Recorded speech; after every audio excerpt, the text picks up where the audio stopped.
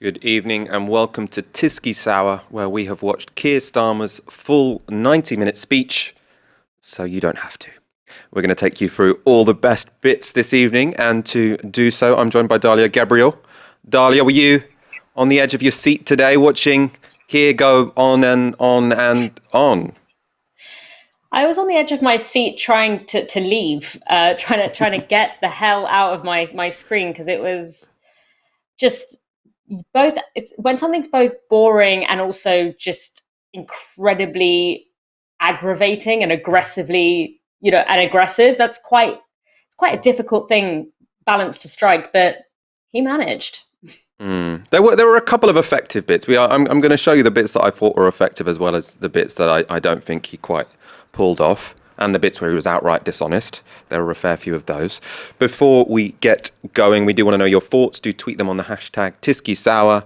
Put them in the comments box. We'll go to some of them throughout the show. Of course, as ever, do hit the subscribe button.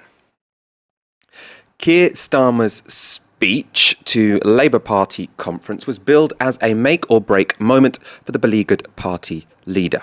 It certainly had its moments, though at an hour and a half, it was way, way too long.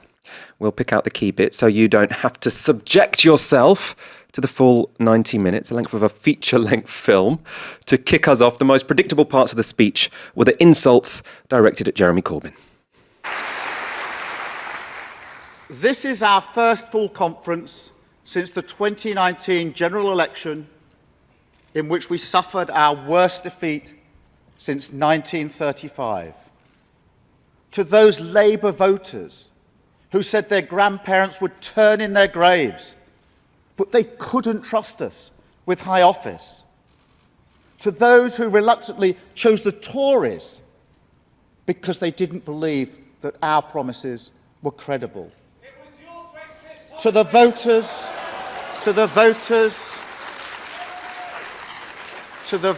that thought we were unpatriotic or irresponsible, or that we looked down on them.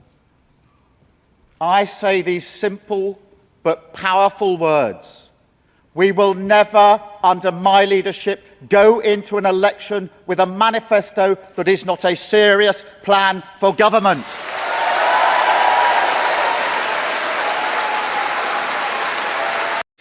You could see that statement got a mixed response from the audience on the conference floor. That was one of the heckles, actually, that I thought was more effective, saying, it was your Brexit policy. It wasn't the manifesto. Obviously, the Brexit policy was in the manifesto. Some of the heckles were less effective than that. Of course, what Keir Starmer said there is a million miles from what he said in his leadership election, when he said we shouldn't get rid of the policy shifts we made between 2015 and 2019. It also conveniently forgets that it was Starmer's policy for a second referendum, not any other detail in the manifesto, that was principally responsible for Labour losing 2.5 million votes between 2017 and 2019. In both of those elections, Labour went to the country with a radical manifesto. In only one of them did they get destroyed. John Trickett had a decent response to what Keir Starmer said there. He said, I sat through the whole meeting that agreed our 2019 manifesto. Just meters from Keir Starmer, every single policy was agreed unanimously. Just to spell it out, including by Sir Keir. I recall not a single peep of dissent from that direction. So once again, we have Keir Starmer both rewriting history and going against what he had said 18 months earlier. It goes without saying, you can guarantee no one on the BBC will call him out on this. I have to say, watching the media response to this, I've just been going bananas. Anyway, moving on. The speech had been billed as a chance for Keir Starmer to talk about who he is and where he comes from. That involved multiple references to his late father and set the stage for a decent joke. I'm not from a privileged background. My dad was a tool maker, although in a way, so was Boris Johnson's.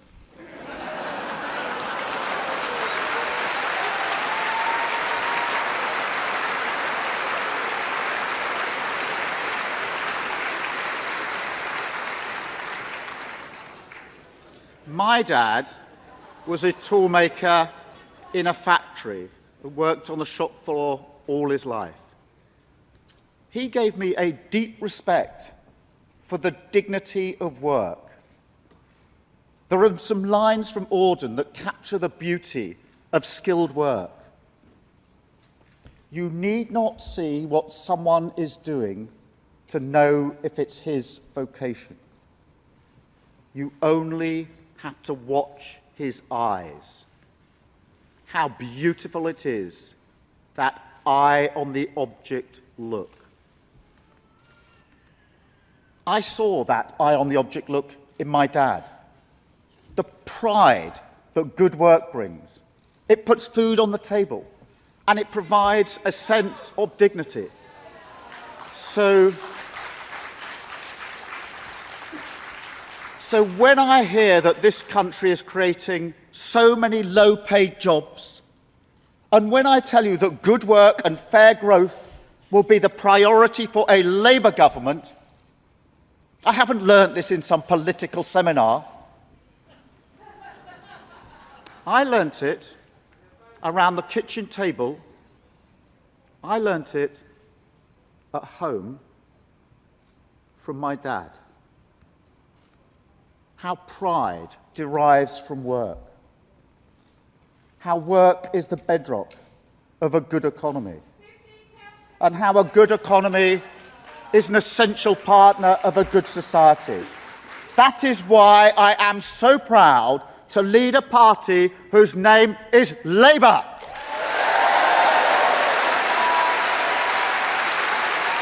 Don't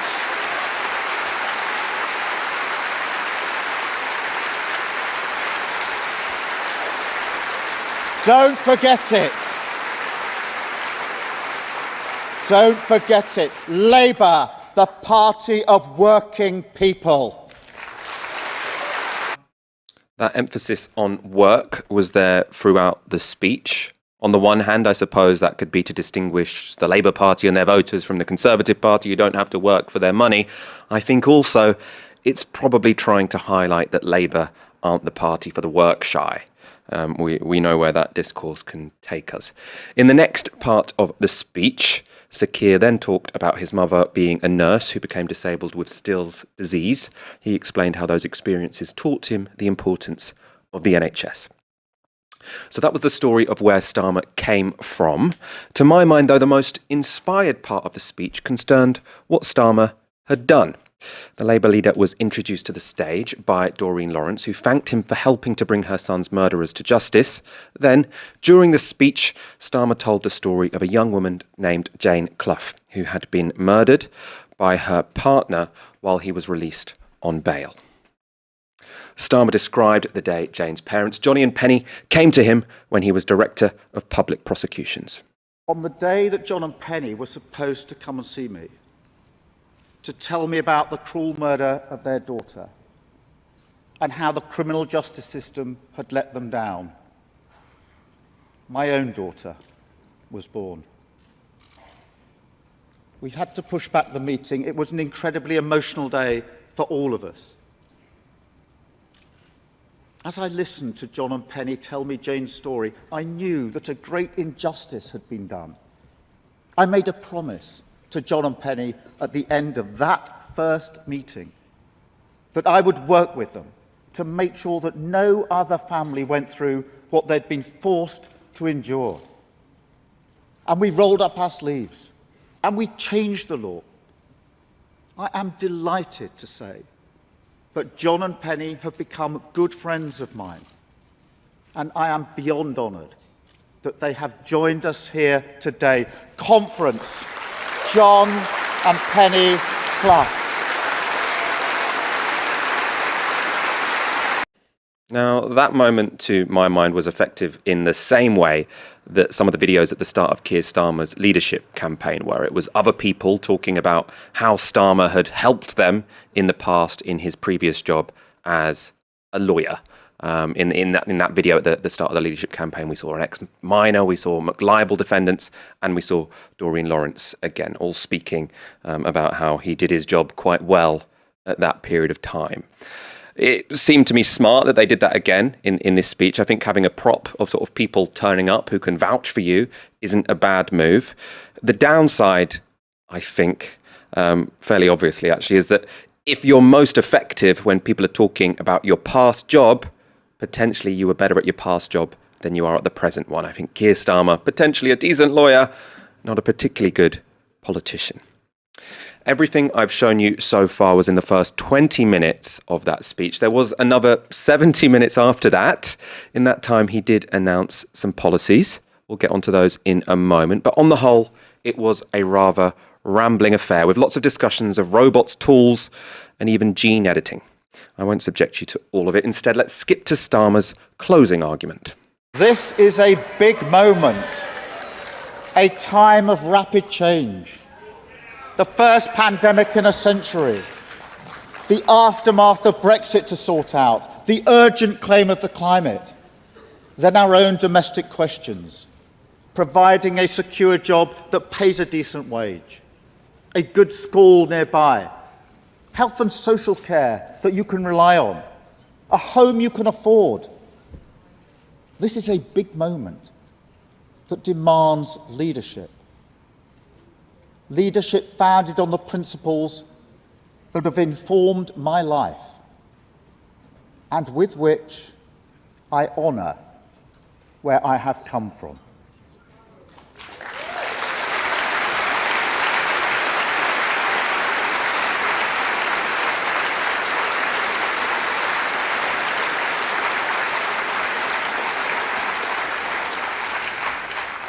Work, care, equality, security. I think of these as British values. I think of them as the values that take you right to the heart of the British public. And that is where this party must always be.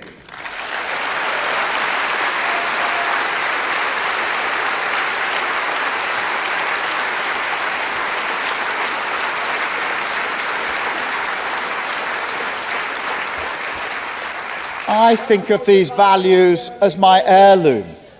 The word loom, from which the idea comes, is another word for tool. Work, care, equality, security. These are the tools of my trade, and with them, I will go to work. Thank you, conference.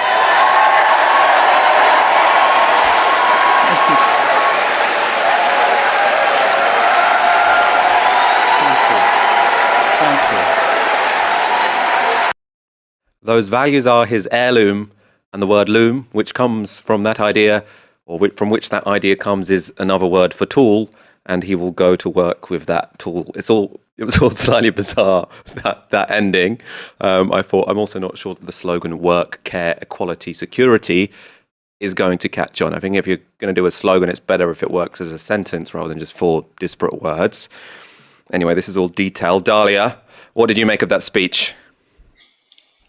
Yeah, I mean, it's no for the many, not the few, is it? It's. I think, we were down in Brighton, and we were at the World Transforms Festival, which happens sort of alongside Labour Party conference, and the energy and the difference between those two spaces, where TWT was this space of discussion and inclusion and participation, and having people from different political traditions being pleased to see one another and engaging in one another's visions, versus, Labour Party conference. You could really tell who was there for what when you were just sort of walking around the streets. And obviously, to an extent, one could argue that one event there is to, engage in this imagining work and to engage in this activist work and social movement work that has bigger space to sort of be creative. And the other one is about a party that wants to be in government. But I think so, they will necessarily be different, but the gulf was just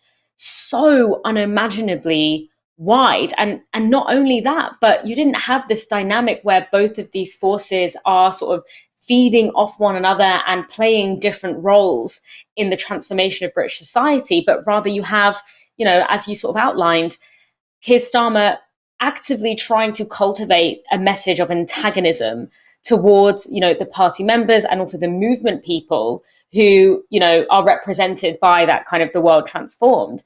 And I just think when you think about the exact moment that we're in, the moment of literally petrol shortages, this isn't something that we've seen for decades in this country. People aren't interested in factional Labour beef at this moment. They're interested in what Labour's vision is for, the care crisis, the climate crisis, the crisis of work.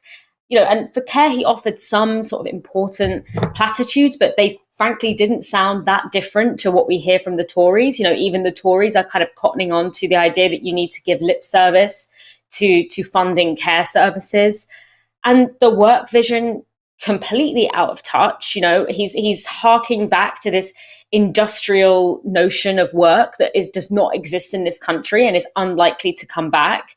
It's saying things like returning to this new Labour vision of, we're not the party of the work shy, i.e., the party of people who are on, social security, or the party of people who are unemployed or who are precariously employed.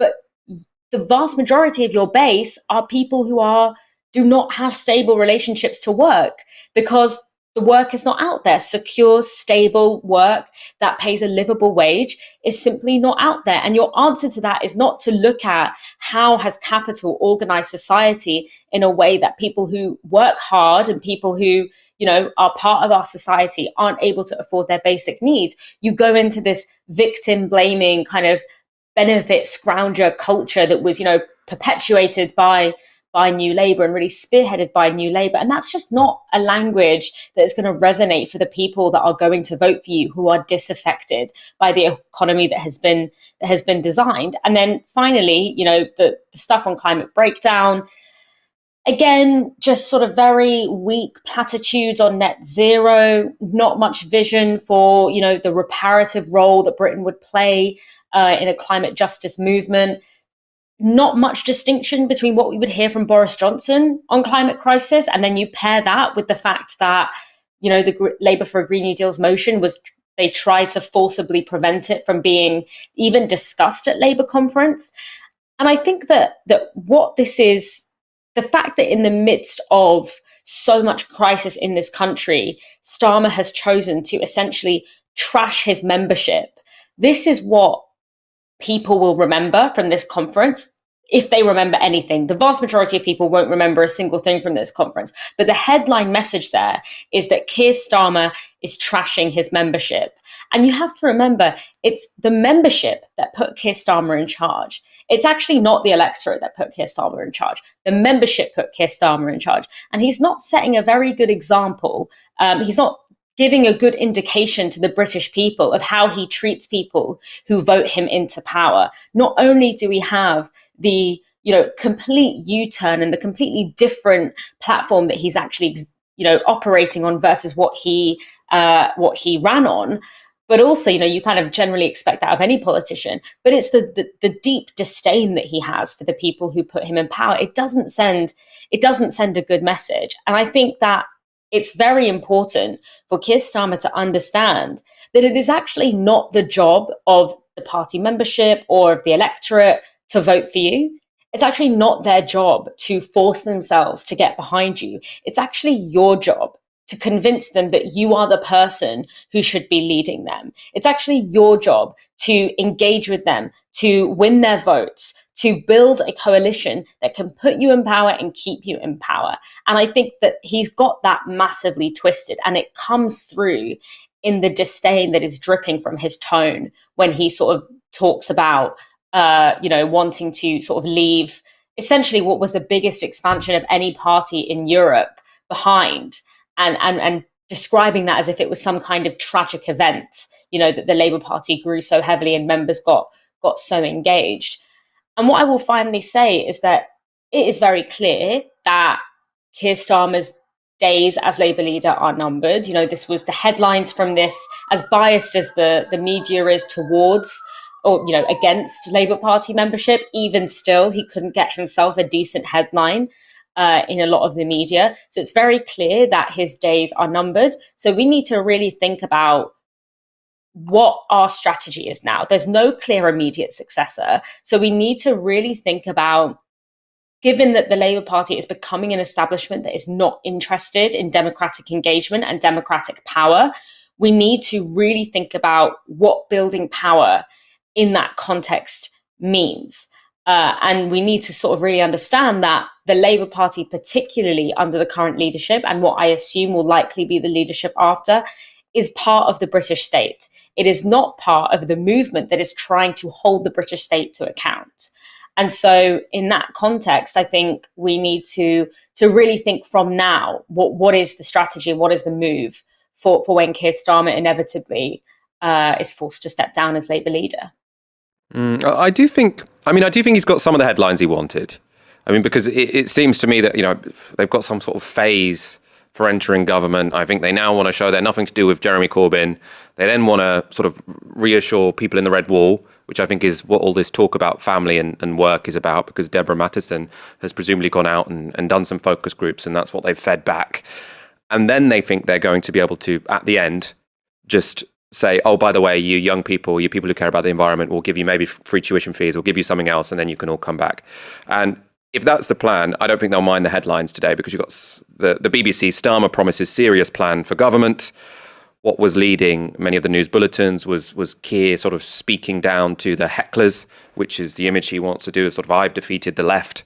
And last night, the news line was a very softball question from Laura Kuenssberg asking him, what do you value more, party unity or entering government?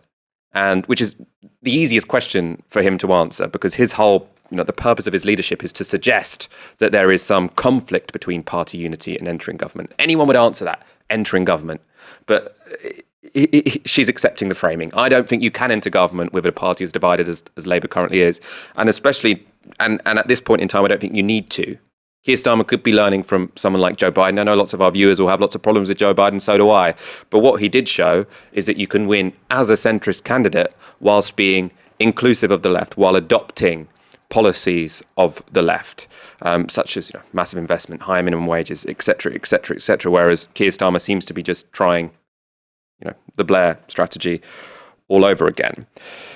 Let's go to the policies announced. There were some policies in this speech. As I say, none of them really making the headlines. All the headlines are just, I'm a serious guy and I don't like the left. But let's, for the purposes of being comprehensive, go through the policies which were announced. There was to ensure mental health support is available after less than a month, by hiring 8,500 new specialist staff. I think anyone who's ever known anyone who needs support for mental health will support that one. Retrofit 19 million homes within a decade to make sure they are properly insulated and energy efficient. Recruit thousands of new teachers and provide extra training for head teachers. Fast track rape and sexual assault cases and toughen sentences for rapists, stalkers and domestic abusers. Set a target to invest a minimum of 3% of GDP into science and research, and introduce a Clean Air Act and make sure everything government does meets a net zero target. None of those, I think, are going to radically transform Britain, or the idea that of what Labour would do when they get into government. But I suppose it's a bit of a holding position. The problem for me with this, Dalia, more than anything, is that I think at this point in time, Keir Starmer is trying to impress the people who didn't like Jeremy Corbyn. There are a lot of people in the population who didn't like Jeremy Corbyn. He's trying to impress them, say, I'm nothing like this guy. What I don't think he appreciates is how much bad blood this is creating among a significant minority of the population who did like Jeremy Corbyn, right? And who do think that lying to the Labour membership is a bad thing. Now, that's probably not a majority position. If you ask the general public, do you care that Keir Starmer told some lies to Labour members? They might well say no, I don't know. But I think that is a big enough proportion of the electorate. It's going to create enough bad blood, unnecessarily so, by the way, that it is really going to stand in the way of him winning any general election. He seems to think that we're all going to have short memories, and when the election comes round, sort of say, oh, fine, yeah, you might have called us racist, you might have lied to us, and then essentially laughed about it, bragged about it, but we'll come back to you now because there's no alternative. I think he's probably going to get a nasty surprise. Yeah, and I think that we really need to think, anyone who is invested in Labour being in power needs to really think about what the pathway to Labour being in power is. There is so much stacked against the party, regardless of leader. The media is overwhelmingly pro-conservative, overwhelmingly so in terms of the media that people consume. And that goes across different mediums, from radio to broadcast to newspaper.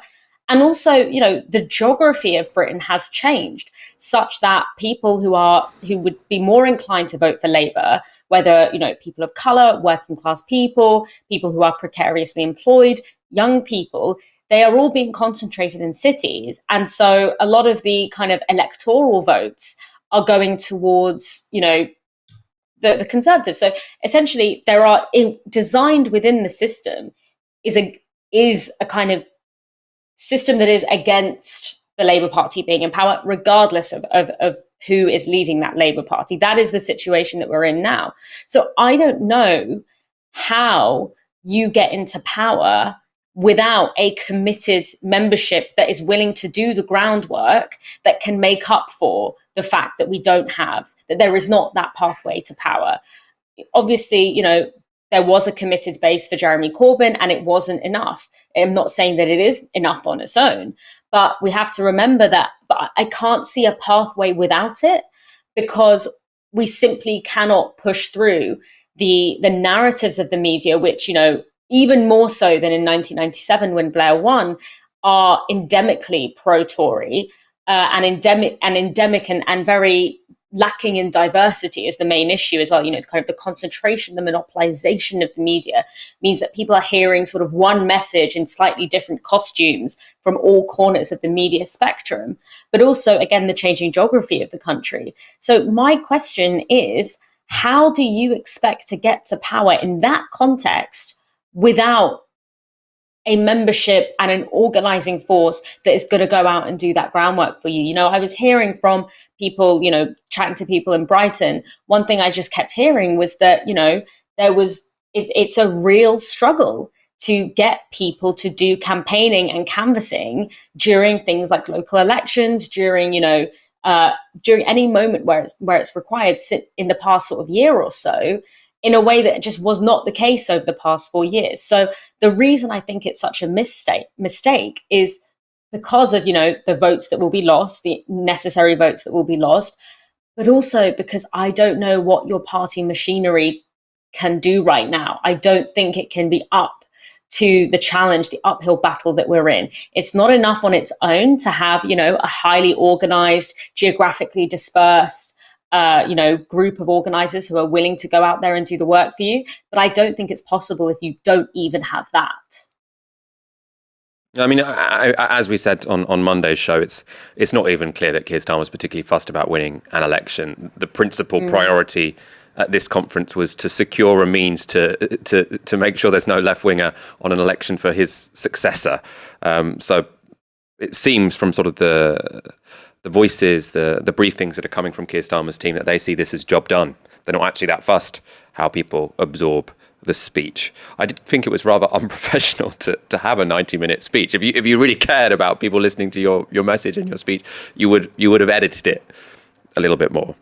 So I was somewhat surprised about that, because I thought I presumed he'd employed some professionals.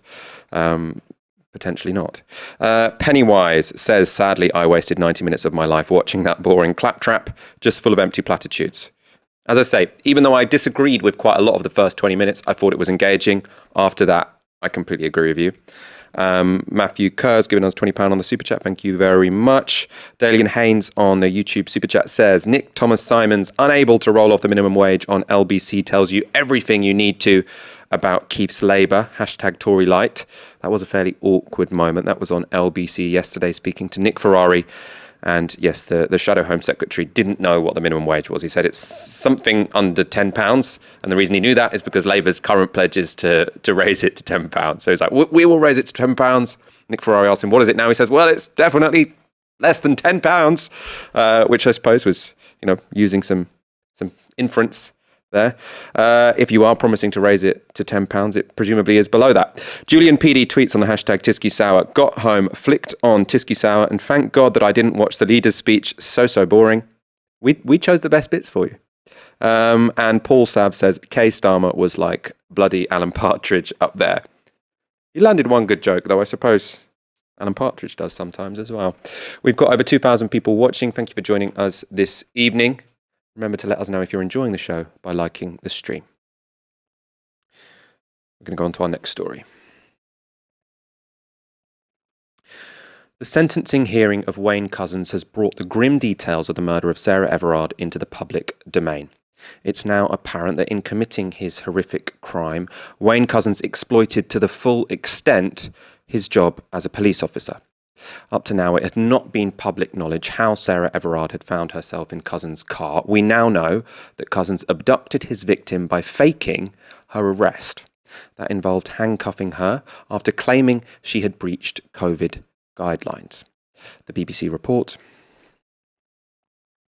Couzens showed his warrant card before restraining Miss Everard, putting her in his hire car and driving away. The 48-year-old had worked on COVID patrols in January and so would have known the appropriate formal terms regarding potential breaches. The whole kidnapping took less than 5 minutes. Astonishingly, the court was told that a couple travelling past in a car had witnessed the abduction, but they assumed Miss Everard must have done something wrong. Following the kidnap, Couzens drove to a remote rural area where he raped Sarah Everard. The court was told she was killed by strangulation with Couzens' police belt. It wasn't until a week after her disappearance that Everard's body was found in a woodland stream in Ashford, Kent, just metres away from land owned by Couzens. Let's go back to the BBC report. They write, her body and clothes had been put inside a refrigerator and set alight before being moved in builder's bags. The court heard that a couple of days after burning Miss Everard's body, Couzens took his wife and 2 children on a family trip to the woods. These details are just more horrific than we could have imagined. Dalia, I want to bring you in. What response can we possibly have to what we've learned today? This case is incredibly difficult to hear about. It's incredibly difficult to listen to. I think that obviously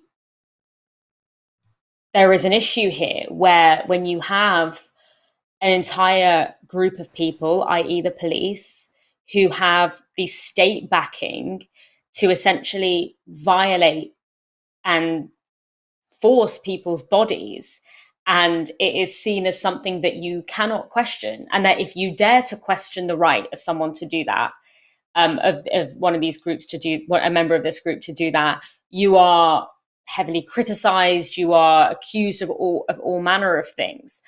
And whenever you have a system that is designed in that way, you are going to it's not so much that you're going to give cover to the odd bad apple, but you're actually engendering the conditions for abuse and violence to take place. We know that this issue is much bigger than Sarah Everard. We know that between 2012 and 2018, 600 accusations against police officers were raised of a sexual nature, and only 119 of those were actually upheld. So the vast majority of those are not upheld, and the vast majority of those don't face any accountability. But when it comes to the question of sexual violence and policing, I think it's important to remember 2 things. First of all, we have the obvious case that, when it comes to gender-based violence, that police are not only responsible for perpetuating gender-based violence, but also, anyone who has approached a police officer, anyone who has gone to a police station after experiencing a sexual assault will know that you are essentially re-traumatized when you go and you speak to the police. I know for a fact that you will have questions like, why did you go back to him? Why did you let him take that photo of you? Why did you send him that image? Why did you? So all of these, so there's this sort of well-documented mishandling of sexual violence claims by the police. So we know that policing is not equipped to deal with the problem of sexual violence in this country. We know that. But when it comes to actually the role that the police have, not just in being unable to address or prevent sexual violence, but actually in perpetuating sexual violence, Sarah Everard is actually a unique case in the sense that this is actually not the typical way in which we see sexual violence at the hands of the police take place. It's not typically an off-duty cop who, kidnaps someone off the street. It's actually much more endemic than that. So, I tweeted about this earlier, but how many times have you heard jokes, offhand comments about rape in prison? How many times have you heard jokes about dropping a bar of soap in the prison showers? Those are essentially jokes and the normalization of the fact that sexual violence is seen as part of the punishment of incarceration. It's seen as part of the justice of criminal justice, and whether that's creating particular conditions of violence and trauma that lead inmates to harm one another, or whether it's sexual violence and sexual abuse coming from officers towards inmates. When you look at strip searches, when you even look at stop and search, if you speak to anyone who has been a victim of stop and search, it's violating. It's violating, and it's violating in the fact that someone is able to exert control over your personhood, and you are not allowed to question it or ask anything about what is being done to you without threat of even further violence. And so the thing that I really want to get across is that when we talk about sexual violence and policing, it's important to address how, so many cops that have accusations like Wayne Couzens had, like accusations of sexual misconduct against them, how they are able to continue to not only be police officers, but actually gain more and more power as police officers, but also how our prison system, how our system of policing that is supposed to be there to keep us safe from sexual violence, not only is inadequate in dealing with sexual violence, but is actually one of the biggest systemic perpetrators of sexual violence in itself. You can't create a system that has sexual violence at the heart of it in the way that I've just outlined, and not expect that to bleed out in ways that you might not have predicted. So I think it's important to talk about specifically what happened in this instance and how we can ensure that there are no more Sarah Everards, but also understand how this wider culture and this wider logic is actually embedded in parts of policing and parts of the prison system that we actually consider to be normal business as usual. What are your thoughts on, I suppose, on this specific case about how something like this can be made sure never to happen again? I was listening to the radio today with a female police officer. I think she was high up in one of the police forces. She was saying that one thing that needs to happen is police officers need to be, trained, and it needs to be really put forcefully that they should be calling out their colleagues if there is any sign whatsoever that they are abusers, that they are the kind of people who will perpetrate sexual abuse. And she was saying, and she sounded like she was pretty confident about this. This is not happening right now, and there are a lot of police officers who are, not necessarily the next Wayne Couzens, but who are people who could well be doing it already, using their position as a police officer to abuse people. She was saying, you could change the culture and try and get police officers to call out other police officers. I don't know what else you think would be a sort of commensurate response. I mean, I don't think that the issue is lack of training of people to call these things out. I'm sure that people do call these things out, although what I would say is that anyone who's been on a demo, particularly a demo that is critical of the police, will see police acting violently and aggressively in a deeply unnecessary manner, and will see their colleagues standing by and, letting them have at it. So I don't think that the training is the issue. I think the issue is what the police are told they are there to do and what the police are there to do. And the fact that essentially we treat the fact that as a police officer, we heard in that story that this police officer was arresting Sarah Everard and people witnessed it and they just said, we just assumed that she had done something wrong. I think we need to really understand that if you're going to give a group of people the state backing, there are very, very few instances in which you actually need to physically touch someone.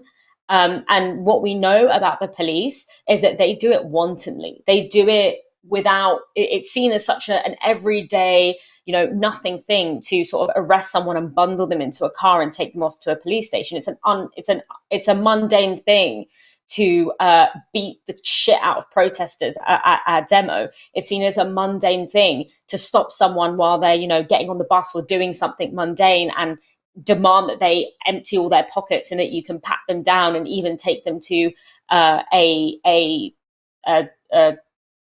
cell and strip search them. This is an incredibly huge amount of power, which, as you know, I know we've had disagreements on policing, but I don't think it's something that actually prevents or solves violence and harm. I think that whole thing, that whole process, even when it doesn't go as far as it did in this situation, I think it actually perpetuates trauma and harm amongst people. I don't think it really protects or helps them. But even if you're going to have that as a concept, we have to understand that this is just such a huge amount of power, and it's done so with such little accountability and such little transparency, and it's so blasé. And I think that, so there's that kind of issue. There's that issue of our general culture towards the police, where anything that a police officer says goes, and that's something that is endemic in our media. It's endemic in our culture. We know this. But I think there's also a really interesting thing to be said about, obviously we're also dealing with the murder of Sabina Nessa, and there have been some conversations about how, visibility for Sarah Everard has been so much bigger than Sabina Nessa, and this is related to the fact that Sabina Nessa is a woman of color and Sarah Everard is a white woman. And so that is probably true. It is probably true that, there are more column inches, there is more shock, there's more sort of fear or media attention towards a white woman victim than a brown woman victim. But I think it's really important to note that both women are still, at the end of the day, are still in the same position. They still were both killed by a violent man. And Sarah Everard has still not gotten justice. And what I mean by that is, first of all, justice would be her having never been killed in the first place. But the changes that actually need to happen are unlikely to actually happen despite that visibility and despite that recognition. And so as much as, yes, there is a question of white, I don't know if you can call any victim of a murder privileged in any way, but there is a sort of a sense of unevenness and visibility. But at the end of the day, visibility and conversation doesn't actually get justice. What gets justice is systemic change. And what I believe that systemic change has to look like is a radical shift away from policing as the way that we deal with social conflict and social issues. Because more often than not, all the police do is traumatize people, harm people, who then go on to do more harm within their community because of how they've been traumatized by the police. And even when they aren't the perpetrators of that harm, they don't actually have the tools and the ability to deal with harm when it has taken place and to deal with actually helping the process of healing when people have been harmed. So we need a radical move away and reduction of the role that police play in society. Because at the moment, what we have is a dynamic where the state has withdrawn all of the small mechanisms that it might have for offering care, for offering well-being, for offering welfare, and an absorption of all of that into the militarized, violent arms of the state. So we see an expansion of policing at the same time as we see a reduction in welfare. And that is the wrong direction. And I think that is why, as much as Sarah Everard she might be in the front pages, we might be hearing a lot about her, we might be having a lot of these conversations. What matters isn't visibility. What matters is if that visibility actually gets change. And I don't think that from the way that this story is being narrativized, which is very much still bad apples in an otherwise healthy tree, really suggests to me that we're going to get to where we need to get to. I mean, we disagree on the end goal. Do we want to reform the police or abolish them? I think we can both agree that what has happened here shows that this is more than just a bad apple. This is an institutional problem in the police, and it requires an institutional response. One final thing I'd say on this is that I thought was particularly interesting comments surrounding this is people were saying, God, it must be so awful to have been that couple who witnessed this and went past the police, and you can't blame them for going past. Because they would have expected a cop to be arresting someone if they had a right to arrest them. What I did hear said though was, even if they had, gone up to that person, if you ask a police officer, what are you doing? Why are you arresting this person? If you ask someone who is being arrested, oh, do you know why you're being arrested, etc., what you will get is abuse from the cops. They'll tell you to go away and threaten to arrest you. So we do live in a society where it's seen as deeply suspicious to ask what authority the police are acting with. And, this in an extremely extreme way shows how dangerous that is, and why we all should embrace this idea that when the police are doing something, everyone in the vicinity has a right to know what it is and what power, what authority they're using to try and limit the number of abuses which we know are carried out on a very, very regular basis, even if not always as extreme as this one. Let's go on to our final story. We've offered a fair amount of speculation on this show as to why Andrew Neil, the BBC's former star interviewer, left GB News. Now, thanks to an interview in the Daily Mail, we can hear his perspective straight from the horse's mouth. The piece is headlined, "GB News is just a disaster. I came close to a breakdown. It would have killed me to carry on. I had to quit." Andrew Neil breaks down in tears in his first interview since his exit from Channel he helped create. It's an article with some real jaw droppers. We'll take you through some of the juiciest bits. To begin, as was clear, anyone who watched the first 2 weeks of GB News will know that the channel was beset by technical mishaps. Neil describes the impact that had on him. He says, "That stress was just huge. It meant you couldn't think about the journalism. You were just constantly wondering, will we make it through the hour? By the end of that first week, I knew I had to get out. It was really beginning to affect my health. I wasn't sleeping." Poor Andrew, losing sleep because the chirons were wrong under different guests' images on GB News. You really do feel sorry for the man. Ever vain, Neil was also upset about the set. He said, "It actually looked like I was Kim Jong-un in a bunker about to launch a nuclear attack on San Francisco.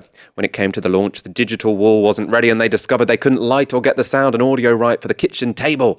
So we were then reduced to the habitat sofa found on a skip and the North Korean nuclear bunker."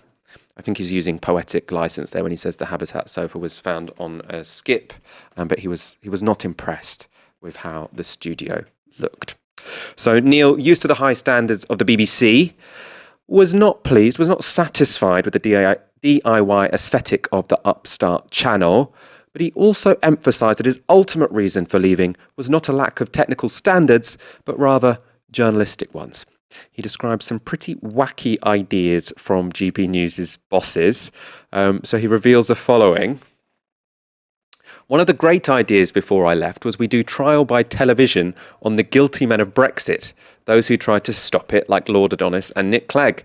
I said, why do you want to do that? You won the referendum, we're out.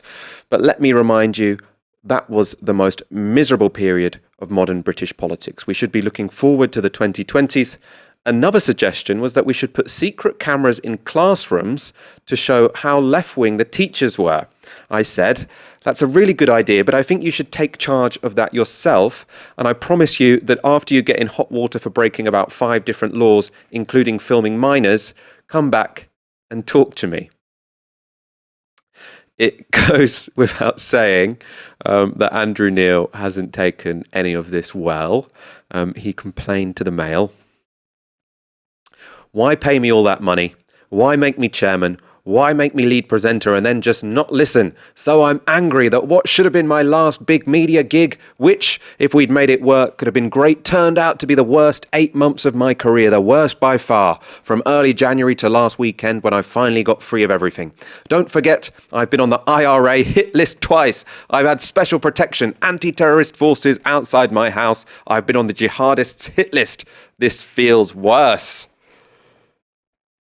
Dalia, who does your sympathy lie with in this very sorry tale? I mean, I do really wonder where all that money went. I was speaking to someone who was in Labour conference. I didn't go into conference proper, but they said that GB News was like the biggest production of all of the different media. They had like the biggest stall, and it looked like they had their kind of own studio in conference. I'm just like, there's just so much money, and I'm just like, where has this money gone? It's like a money hole. But I think, I mean, on the topic of who do I feel sympathy with, I mean, let's be clear. Andrew Neil is not, breaking down because he spearheaded a project that tried to boost the careers of every sort of whatless right-wing presenter out there, from sort of Dan Wootton to Nigel Farage. He's not breaking down because a presenter was, literally cancelled from his anti-cancel culture TV show or network for taking the knee in solidarity with England football players who had been facing racist abuse in the wake of the Euros match. All he's having a breakdown because he, accidentally became the face and ruined his legacy by becoming the face of what looks like a low budget, embarrassing production. Like, all he talked about was himself and how hard it was for him, how he doesn't get any sleep. And he doesn't think at all about, all of those communities that are in the crosshairs of the culture wars, who experience on a micro and a macro level the effect of the talking points that GB News was essentially set up to embed even further into our culture. Because let me tell you, those people have had a lot of sleepless nights. They've experienced a lot of stress, a lot of negative impacts from having to live in that kind of culture. And they don't get to fall back on, a nice Daily Mail column where they get to kind of garner sympathy or fall back on a nice career. And I actually want to read out sort of a section from Andrew Neil's opening monologue to give you an understanding that he knew what he was doing. It's not the politics of this. And I think now he's, on Question Time, he was kind of trying to roll back on this to say, why do you think I left? It's because it was so divisive. Andrew Neil knew exactly what he was getting involved in. The issue was that it just looked kind of crappy. Like he said, his opening monologue said, "We will puncture the pomposity of our elites and politics, business, media, and academia, and expose their growing promotion of cancel culture to the threat of free speech and democracy that it is. We will be more concerned with what will raise prosperity and create jobs in our left-behind towns than what some overprivileged and ahistoric students decide to hang on their walls in Oxford. Social mobility and a fair chance in life for all will matter more to us than the wasteland to nowhere that is identity politics." Now, the dog whistle is a foghorn, essentially. That was all about saying, we will speak to you, voters who are fed up of, black and brown and queer people having their concerns represented in politics. They don't matter. Their concerns don't matter. We will, talk about cancel culture and then cancel the very people who express views that are not aligned with our world vision. And so Andrew Neil's, what you can see in that opening monologue is that it was always his intention to throw a match onto a country that is drenched in petrol right now, that is drenched in exploitation and division, that is being metabolized in the form of the rise of a far right, essentially. And yep, it ended up looking low budget, and that's what he feels very embarrassed about. But that intention that he had to cultivate this culture, to drag the British media landscape even further to the right, and to essentially create a British Fox News, that intention is still there. And that's an intention that I have zero sympathy for. Andrew Neil was going for the culture war, angle. It wasn't something that came from without him. The Woke Watch section, that was on Andrew Neil's show, right? So he said, we're not going to talk about the obsessions of student politics, etc. We're going to talk about how to level up the country and bring prosperity to the rest of the country, right? I didn't see any segments on GB News about investment in regional areas. I didn't see any segments on new businesses opening and creating jobs. All there was Andrew Neil going on and on and on about some new controversy or someone who wanted rights or someone who wanted to deny someone else their rights. There was nothing about any of the things that they said or he said was lacking from the mainstream media. So all he did was go and talk about cancel culture and then complain that all we talk about is cancel culture. It was just the most hypocritical thing I've ever seen. The worry now, I suppose, is that the News UK channel comes and does what GB News tried to do, but did a little better. I want to show you the response from GB News to this interview from Andrew Neil. They said the following. At no point did Andrew raise concerns of the editorial direction of GB News moving to the right. As a member of the board, Andrew had the same rights and abilities to raise concerns, and he was privy to all decisions. Now, that statement to me, I don't trust the GB News spokesperson, but I would guess that if they're saying at no point did Andrew raise concerns, that means that there are no emails which exist of Andrew Neil raising concerns, because otherwise he would be able to embarrass them quite quickly.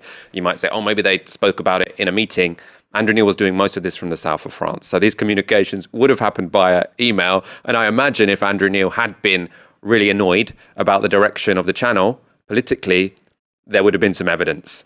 So, I mean, I agree with you, Dalia. It does seem like a fairly post-facto justification for leaving a channel that he basically thought was making him look a bit silly, and the lighting wasn't good enough to draw out the orange shades in his southern France tanned skin. The final comments on this particular story before we end tonight. What do you expect to happen when you have the roster of presenters that he was presenting? And the thing is here as well is, you talked about how we didn't see any segments on, what to do with the increasing precarity of employment throughout the country. We didn't hear anything about, housing crisis, about any of these issues that he's allegedly, trying to speak to, and what the rest of the media won't talk about.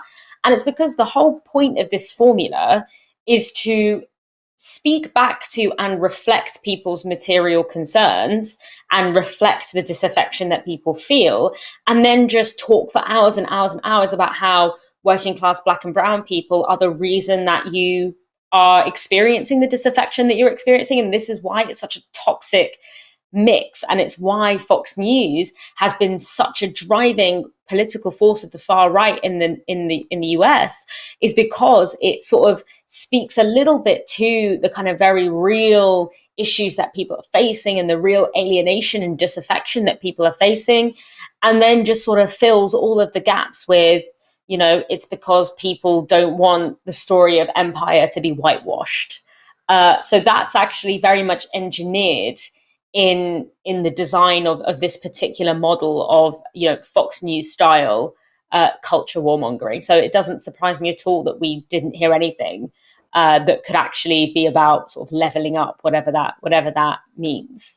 Let's go to some comments. Nobody of note tweets on the hashtag Tysky Sour. Probably worth noting again that Starmer vowed to give police more powers today, another indicator of his lack of societal understanding and how to address crime, but incredibly tone deaf in the context of this news. I know that offended, quite rightly, lots of people. In his speech, he talked specifically about women being at risk of sexual assault, and then his response was saying, let's have more police on the streets, where on the day we heard how a police officer exploited his role as a police officer to do unimaginable things, is pretty tone deaf. Mike D with a fiver, slightly off topic, but is Keir Starmer deliberately pushing away unions so he can get business backing before crushing them, or at least his successor can? It's an interesting one. I think Keir Starmer up to now has been quite keen to keep some of those trade unions on side because he needed their votes to change the rules. Now there might be a more complex relationship between the two. I don't think he's going to be particularly worried that some of the trade unions were out on the radio saying we want a £15 minimum wage, and he's saying no, because he's doing that Tony Blair thing of saying I'm not in hock to the unions, I'm not in hock to the left. So the more they criticise him, he thinks the better that is. Let's wrap up. Dalia, it's been a pleasure speaking to you this evening. It's been wonderful to see you, Michael. Wonderful to see you too. A much more enjoyable 60 minutes than the last 60 minutes of Keir Starmer's 90-minute speech. Thank you for watching Tysky Sour. We'll be back on Friday at 7 p.m. For now, you've been watching Novara Media. Good night.